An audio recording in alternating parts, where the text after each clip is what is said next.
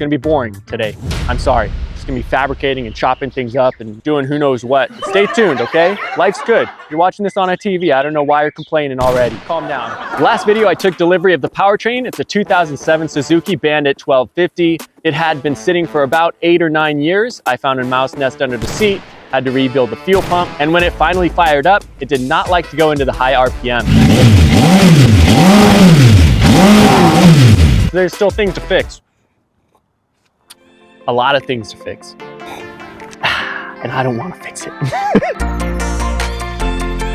Today, we're gonna start off by showing you that third vehicle that I bought. So here it is. This is the frame of a Honda Odyssey. I don't know anything about the Honda Odysseys, but apparently they were street legal and they have like a pretty good community around them. So out of curiosity, I jumped onto Google to see exactly what I just bought.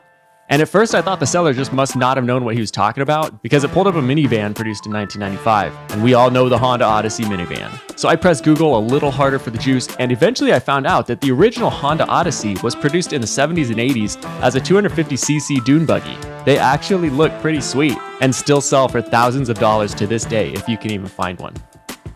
So I found somebody on Marketplace selling all of this for 75 bucks. So I think I can use a lot of this metal and actually weld a lot of this straight into the Formula car. So let's go ahead and just get this pulled in and get straight to work chopping this frame up.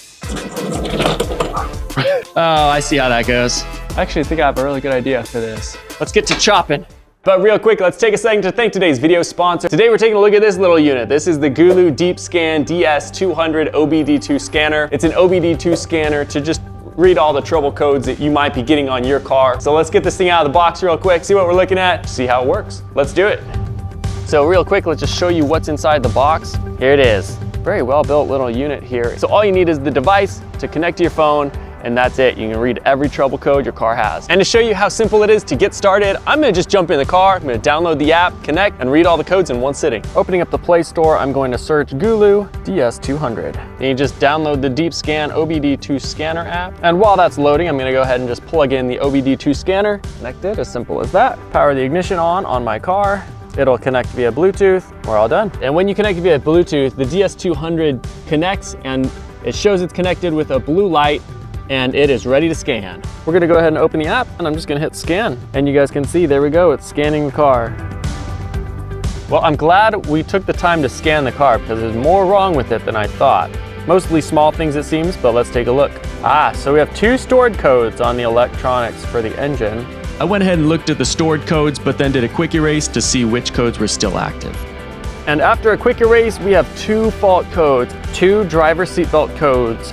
And that is it for this car. And with this whole process done, I'm gonna go ahead and generate a report. And so now I can go ahead and save this report and refer back to it in the future. But man, that made it super easy. So this is a full diagnostic software. You can automatically scan the car for all trouble codes. And you can also do hot functions like reset the oil light. You can do throttle adaptation. So this also performs service functions. Super, super cool unit. All that was maybe a total of 15 minutes just casually scanning the car. I could even just put this in the glove box or the center console, and if I ever had to pull over or the car wouldn't start or something, I could see exactly what's wrong on the spot. So having a unit just like this can come in very, very handy, and oftentimes will save you a lot of money diagnosing the car yourself. If you have to bring your car to a shop, first of all, you're paying towing fees to tow it over to the shop. Then the shop will charge you another $150 for a diagnostic, and then however many hundreds of dollars it is to fix the car, when you can buy this unit for a fraction of the price and do it all yourself within 5 or 10 minutes. So I'd highly recommend picking up the Gulu DS200 and save yourself a lot of money and save yourself a lot of time. And then also you're not waiting on the shop weeks and weeks to fix your car.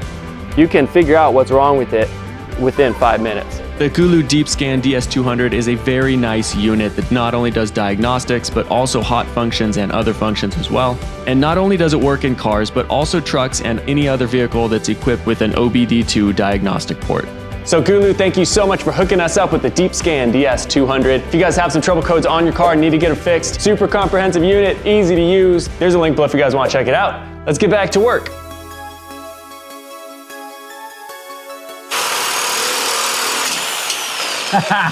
Easiest engine removal ever. Should have done the McLarens like this. That would have been so much easier. Oh, 3. Upright, as fast as possible.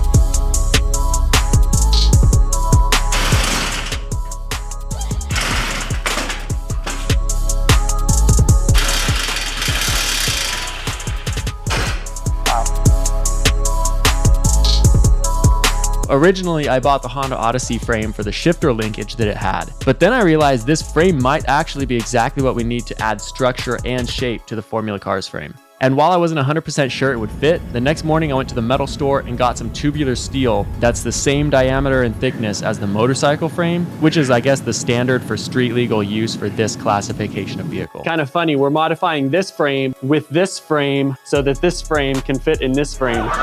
Those two pieces are just gonna run along the side, and I think they'll actually fit in there perfectly. So anyway, let's get to chopping. This is gonna be fun.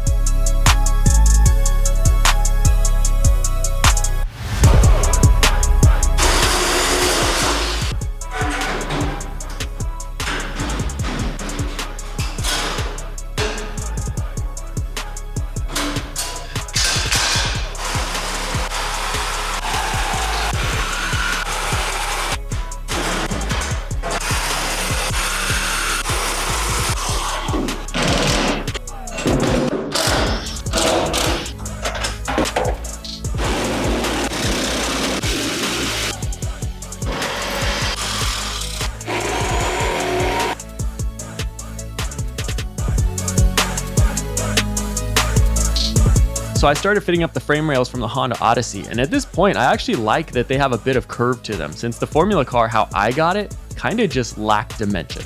Now don't get me wrong, it was still cool, but it was kind of plain and it was kind of too simple in my opinion. So these rails should add some shape to it and a lot of strength to the frame.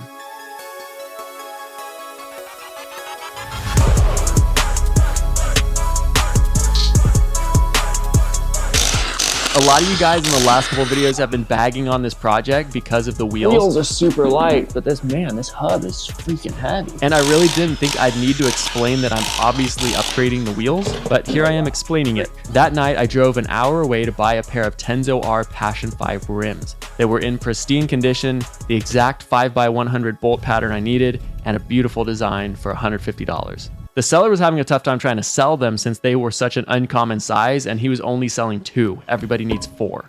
So this actually worked out perfectly for us both, since they were the exact wheels I needed, and I was looking specifically just for 2.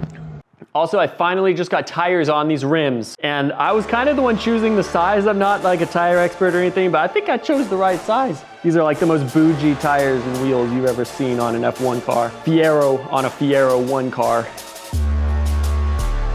And that was officially it for stripping the frame down. Next step is to actually build it back out, AKA now starts fabrication. Well, I officially hate fabrication. I always have. Just takes some grit and some determination. A lot of bumps, bruises, and cuts, but we're just gonna do it. We're just gonna knock this thing out, all right? Stop giving up.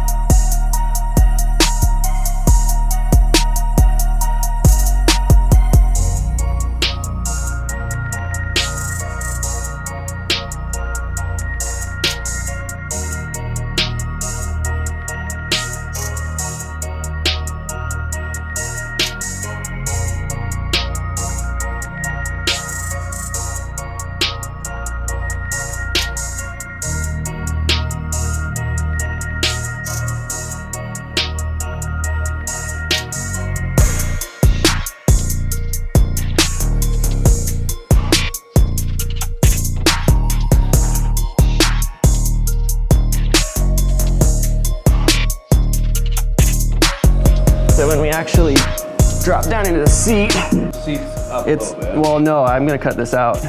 It was sitting on the seat, my head was like way above it like this. Yeah. Like that's not even Well, but safe there's at gonna be all. a seat on the floor panel. It's gonna be very low profile. I'm basically just gonna weld a bar across here, and then it's basically gonna be small cushion probably, but just as low as possible.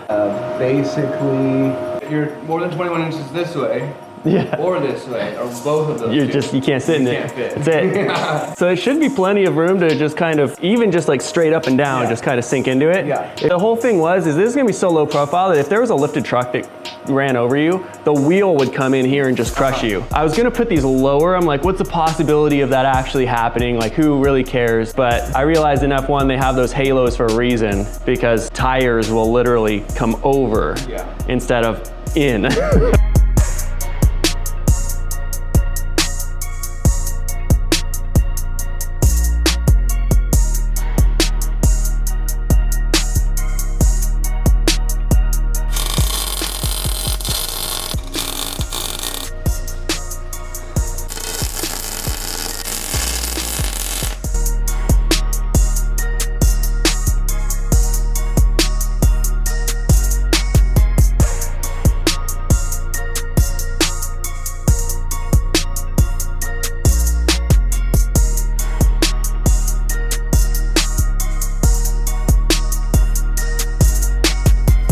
There we have it.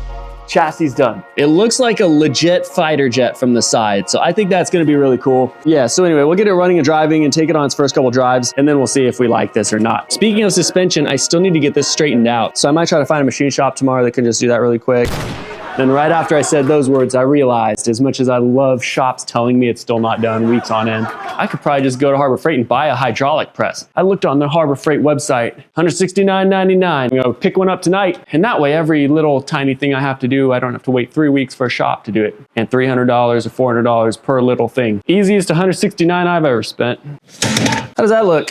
I briefly mentioned this, but I got these. These are Tenzo R Passion 5 wheels. With the wheel generally in place, I think this car is gonna look absolutely wild when it's done. It's hard to see the vision because this doesn't have a wing on the front. It doesn't have any of the body work. There's gonna be massive vents on the side. We might put an actual windshield there. We don't want road debris or anything hitting us. And if we get T-boned by a Ford F-150, the wheel will go up and over us instead of onto us. So that's why we designed it like that. So there is some practicality to it. When we get the powertrain welded in, I'm gonna have to figure out the braking system, but the whole brake system is fully functional. So I just need to run the lines to the actual brake calipers themselves and bleed the brakes. And then clutch I already have figured out. They'll pull clutch to the side here. This was like the V1 version of the Halo, the cabin that we made. And you know, if I just want to chop all this off and put just like an actual F1 style halo in there, you know, we could do that too. I think it's coming together. We just need to get the powertrain installed next week, give it a couple drives, see if we like it. If we don't, we'll change it. But let me know what you guys think in the comments. I know it's probably different than you're expecting. That's the whole point of this build, all right? $169.99 later, got ourselves a hydraulic press. Let's go ahead and get this thing assembled and start pressing that suspension component out. 20 minutes later, we got ourselves hydraulic press, everybody. We can now fix the suspension on the Formula car. And we can press bearings and stuff too. Let's see if we can go ahead and unbend this bent suspension component. Frickin'.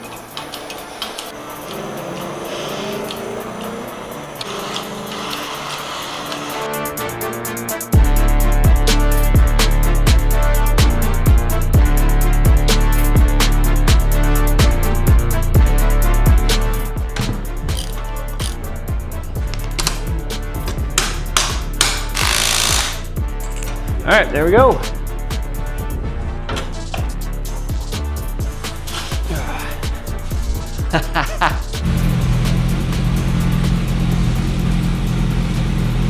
For sure gonna be the coolest thing I've ever built.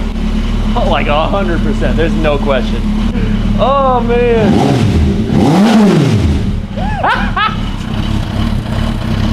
This is gonna be an actual vehicle, everybody.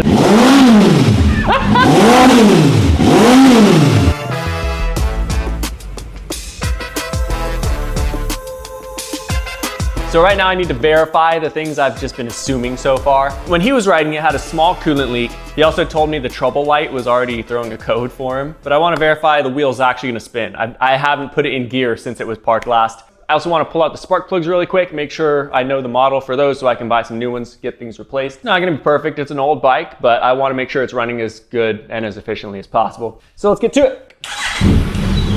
I'm actually curious if the kickstand switch will work too. Yep, it works. How about that? All right, let's fire it up in first gear. All right, she spins. Second.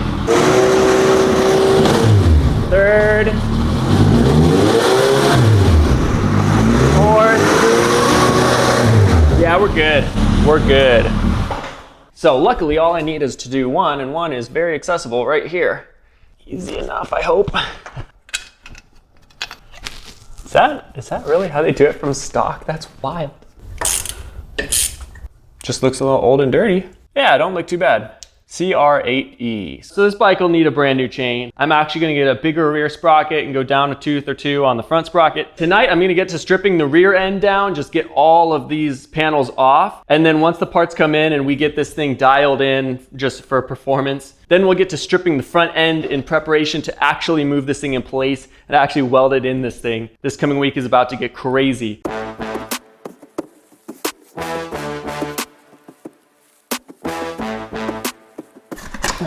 Oh, freak. Oh, that's disgusting.